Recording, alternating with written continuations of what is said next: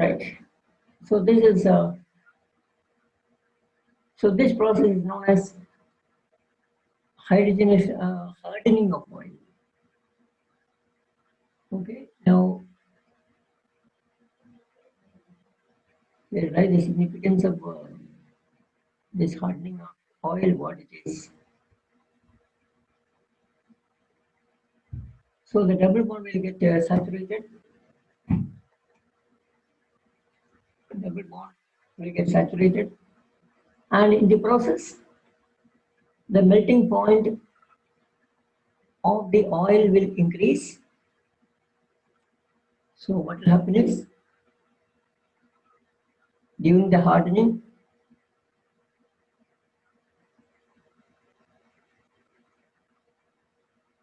H2 get added,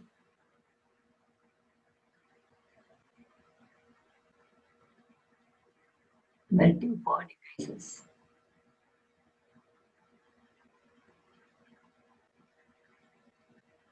And get converted into semi-solid or become fat, or it become fat. Okay. And if you completely saturate it, the triiodine actually, the pure triiodine is having a melting point of -5 degrees Celsius. That means at room temperature it's an oil, pure triiodine. And this is converted into triserine, pure one. It's converted into triserine, which is having a melting point of 71 degrees Celsius.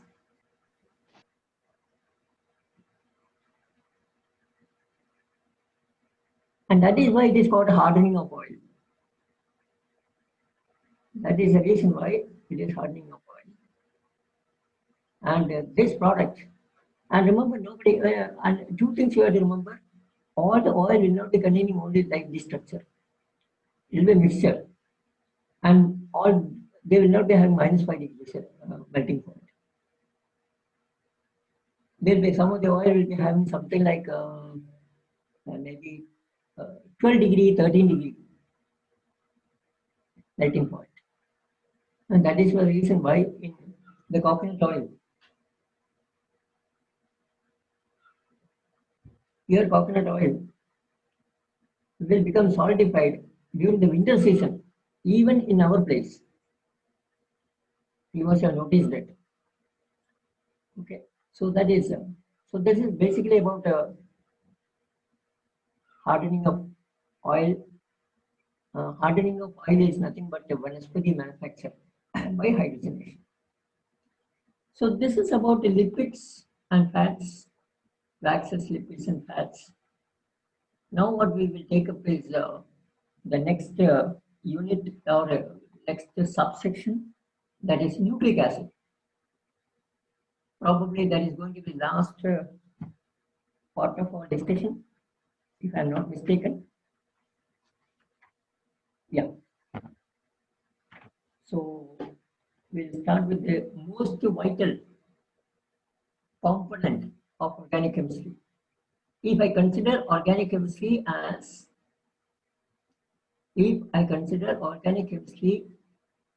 chemistry of life,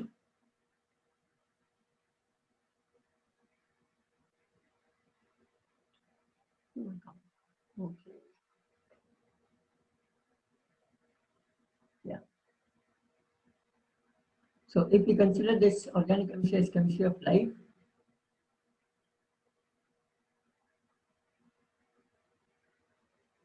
chemistry of life,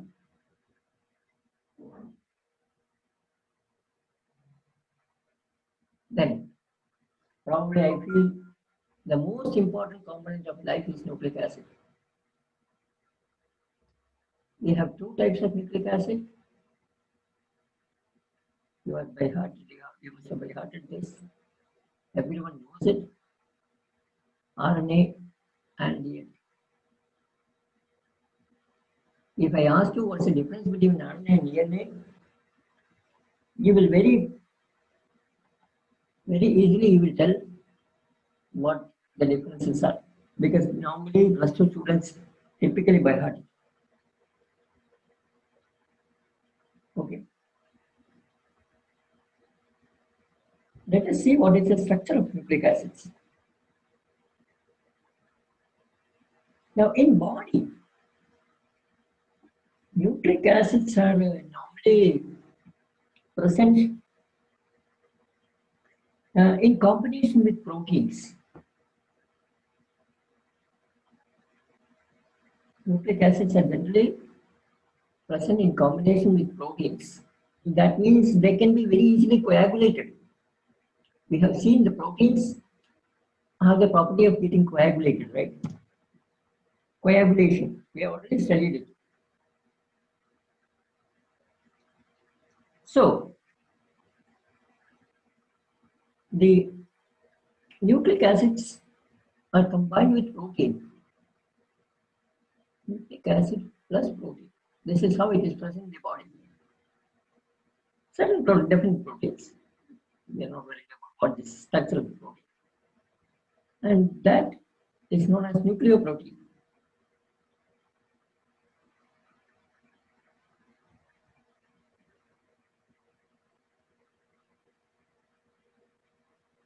Nucleoprotein. So if you take the nucleoprotein and hydrolyze,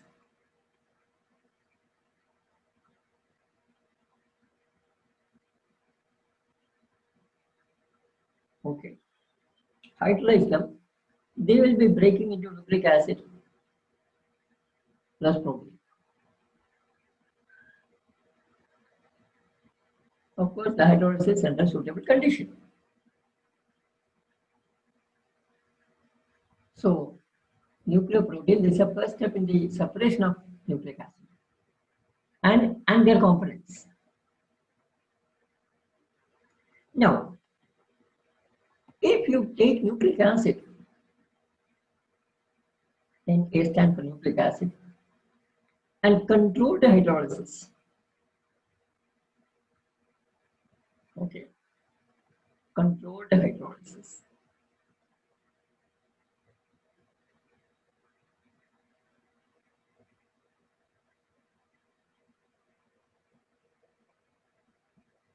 That gives what's called nucleotides.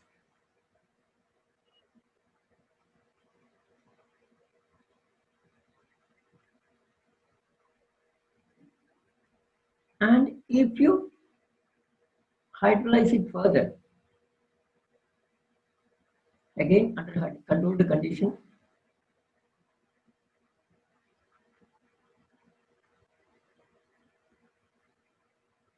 you will get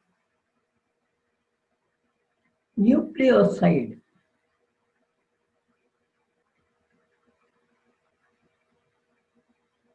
plus H3PO.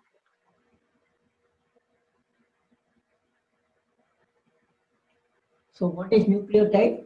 Nucleoside plus phosphoric acid. Nucleoside plus phosphoric acid.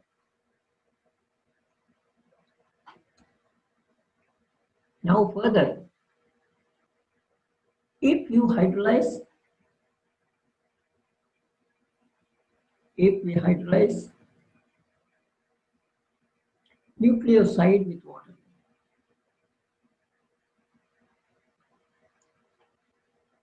we will get a base or different bases plus a pentose sugar, which we call as ribose sugar. I should not write the word ribose. We write pentose because it can be ribose or deoxyribose. So that way we have to be safe now. So we will write pentose sugar.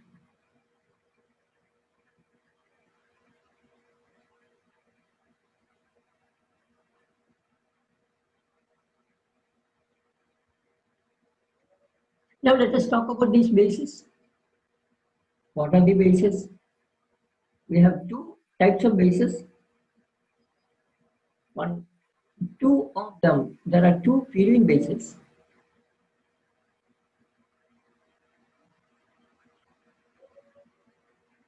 Plus, there are two pyrimidine bases.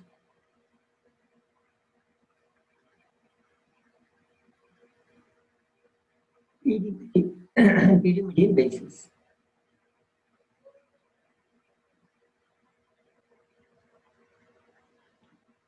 And what about sugar? We have deoxyribose,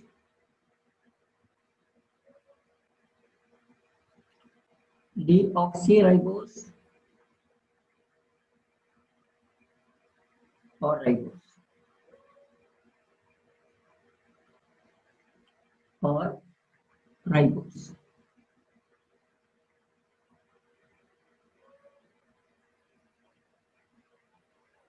Okay, deoxyribose or ribose.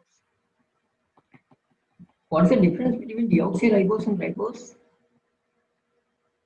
Difference is only in one oxygen. Ribose minus oxygen is deoxyribose. Ribose minus one oxygen.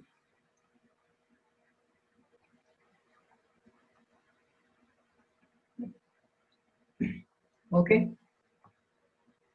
Now let us analyze each one of them. What is a ribose sugar? Which spindle sugars? Let us look at the two components. So here is the ribose sugar. Of course, we are familiar with the three-dimensional drawings.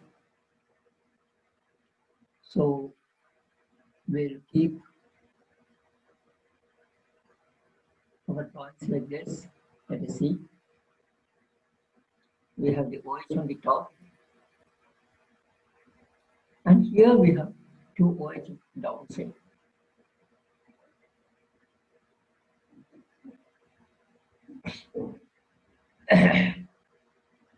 And we have the CH2, this one, CH2OH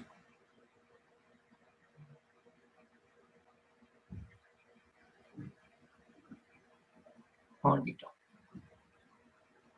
So this is the ribose sugar which we are talking about. And remember,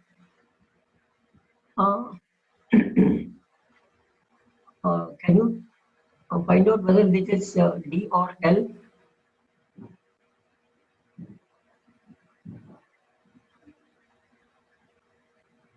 How will you know whether it is D or L? You have to draw the open chain structure, right? You have to draw the open chain structure. So the open chain structure of this compound will be CHO, 5 carbons, 1, 2, 3, and CH2OH.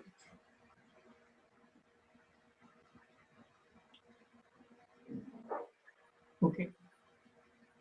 CH2OH here. The CH2OH is attached to one OH which is opened.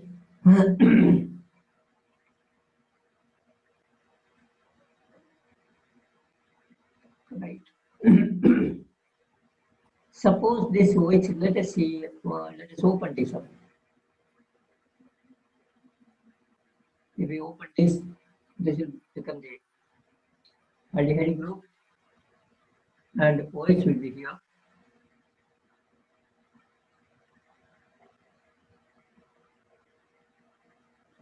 And on the next carbon, you have the OH on the other side. And here also you have the OH here.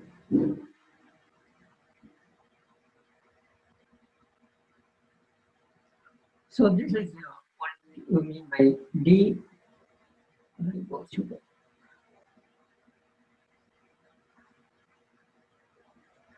Now the deoxyribose is having the same structure. You can see here. And The difference is you don't have an oxygen here, you have only CH2OH and OH. This is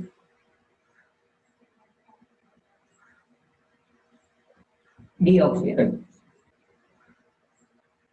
So these are the two base sugar molecules. Now this is attached to four different bases.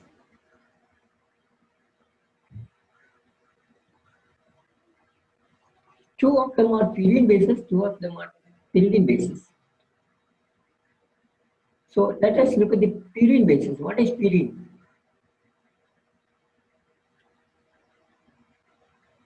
Nitrogen here and nitrogen here, and it's aromatic. It is, you can draw the aromatic. It's an aromatic ring. This is a purine base, purine. You have a double bond here and H here. So this is purine. Now there are two bases having this basic component. Two bases. One of them is adenine,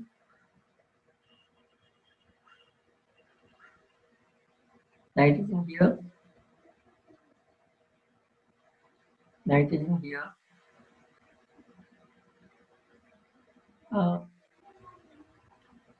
Aromatic ring, complete.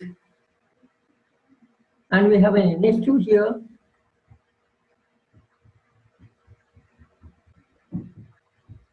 That's all.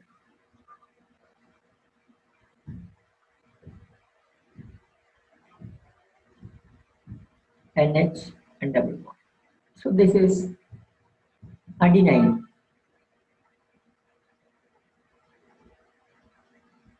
Adenine. Now guanine is having slightly different structure in the sense we have the NH2 group on the other side.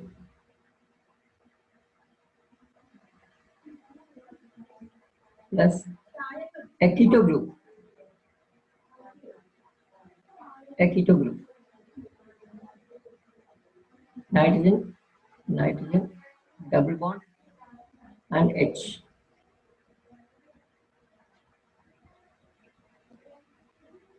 And the double bonds inside the ring will be here and here only, quite naturally. Of course, and you will be having an H here, but this is, instead of this, we can draw the tautomero of this. I think that should be more stable because it's aromatic.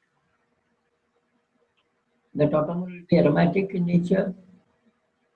Here, and all the three double bonds should be there. And here, and here. And OH here and NH2 here.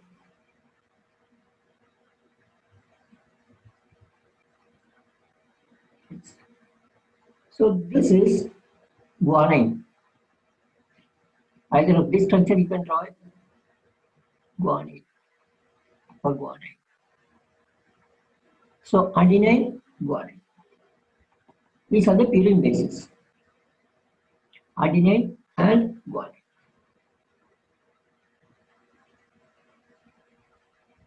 Okay.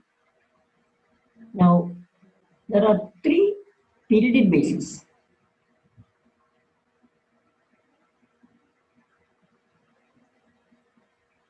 Oh, sorry, pyrimidine, not pyridine. Pyrimidine bases, sorry. Pyrimidine bases.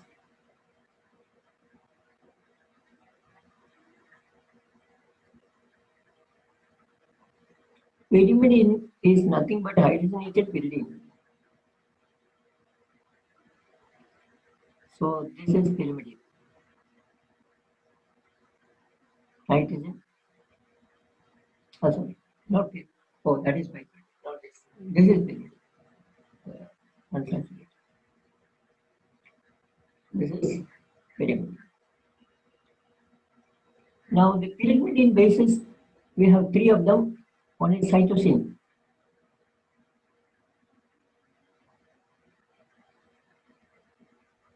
Ketone here, nitrogen here, nitrogen here,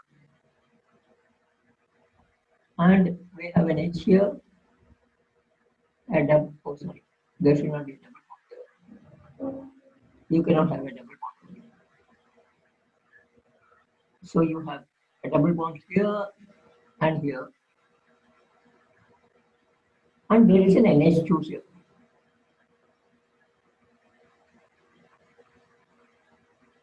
So this is cytosine.